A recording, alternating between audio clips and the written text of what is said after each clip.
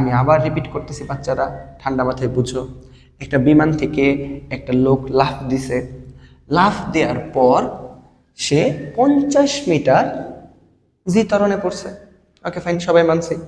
এরপর কি হয়েছে, 50 মিটার নামার পর সে প্যারাশুট খুলে দিছে। প্যারাশুট খুলে দেওয়ার পর এখন সে তো আর জি ত্বরণে পড়বে না, সে ভিন্ন একটা ত্বরণে পড়বে, কারণ এখন তার বেগের হ্রাস করতেছে। বেগ, তার প্যারাশুট খুলে দিলে মোস্ট অবভিয়াস তার বেগ কি হয়ে যাবে, আমাদের কমে যাবে। তো ওই বেগ কমতে কমতে কমতে কমতে সে নিচে পড়তেছে। সে যখন ভূমিতে এসে পড়তেছে তখন তার বেগ হয়ে গেছে কত, 3 মিটার/সেকেন্ড। ঠিক আছে বাবা, এখন আমাদের প্রশ্নে বলছে বিমান থেকে ভূমির দূরত্ব কত, ভূমির দূরত্ব কত। তখন বাবা তুমি খুব ঠান্ডা মাথায় বলবা, স্যার বিমান থেকে এই 50 মিটারটা আমি পেয়ে গেছি। আমি বলবো হ্যাঁ বাবা, ওকে ফাইন, ফেয়ার এনাফ, তুমি এইটুকু দূরত্ব পেয়ে গেছো, কারণ বিমান থেকে ভূমির দূরত্ব যদি সম্পূর্ণটুকু হয় তুমি এইটুকু পেয়ে গেছো। এখন তোমার লাগবে কি, এইটুকু দূরত্ব বের করতে পারলে তো তোমার হয়ে গেল। এখন তুমি ঠান্ডা মাথায় খেয়াল করো, বিমানটা যখন এইখান থেকে এই পর্যন্ত নামছে, এইখানে যদি ব্যক্তি যখন বিমান থেকে এইখান থেকে এই পর্যন্ত নামছে, তখন আদি অবস্থায় তার আদি বেগ ছিল 0, কিন্তু সে যেহেতু জি ত্বরণের নিচে পড়ছে, অর্থাৎ প্রতি সেকেন্ডে তার বেগ বৃদ্ধি পাইছে। তাহলে যখন সে এই পয়েন্টে এসে পৌঁছাবে তখন তার বেগ কি 0 থাকবে না, তার ভিন্ন কোনো আরেকটা বেগ হবে। চলো সব কথা বাদ দিয়ে আমরা যখন সে 50 মিটার নিচে নামলো তার বেগ কত হবে আমরা সেটা বের করি, বাকিটা পরে দেখা যাবে। তাহলে দেখো, তুমি ধরো চিন্তা করলা, স্যার তাহলে বেগ তো ভি, শেষ বেগ ভি সমান ইউ প্লাস জিটি। তখন তুমি কি বলবা, স্যার ঝামেলা আছে। তখন বলবে কি ঝামেলা বাবা, তুমি বলবা স্যার এটার মান হয় 9.8 লিখলাম, টি কোথায় পাবো, টি তো নাই। আমি বললাম বাবা দুনিয়াতে কি বেগ বের করার একটা সূত্রই আছে?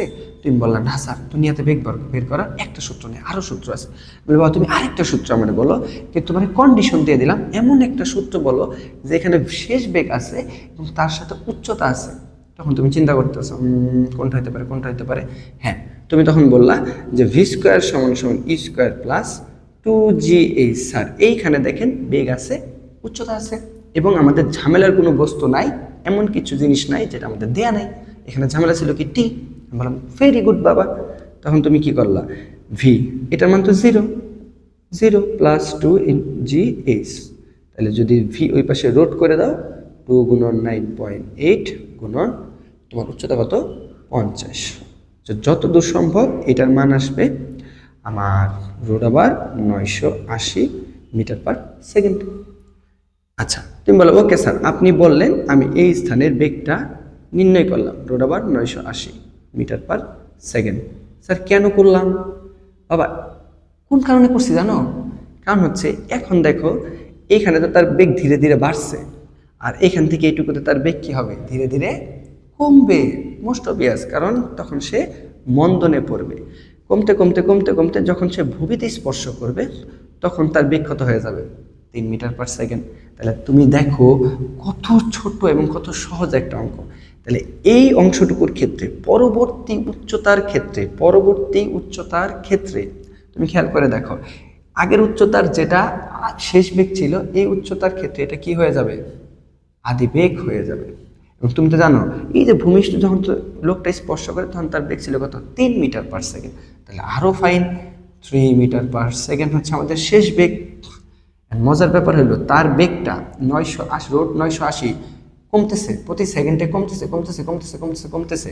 যখন ভূমিতে আসবে তখন হয়ে যাবে কত, 3।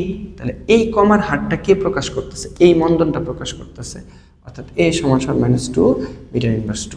এখন তোমার কাছে যদি আমি প্রশ্ন করি বাবা উচ্চতা বের করবা, তুমি বলবা স্যার এর থেকে পানি অঙ্ক আর পৃথিবীতে নাই। বলবো কেন? স্যার আগের সূত্রটা বসাই দিলে তো হয়ে যায়। আমি বলি কিভাবে, দেখাও দেখি। তুমি বললা দেখেন স্যার আমরা জানি ভি স্কোয়ার সমান ই স্কোয়ার প্লাস 2gh। স্যার এইখানে তো আমাদের কি হবে না, এখানে জি হবে না, কারণ কি সে আর মুক্তভাবে পড়তেছে না, এখানে কি হবে এ। আমি বললাম ওকে ফাইন বাবা, তাহলে আমার ভুল হয়ে গেছে, আমি কি লিখলাম এইচ লিখলাম।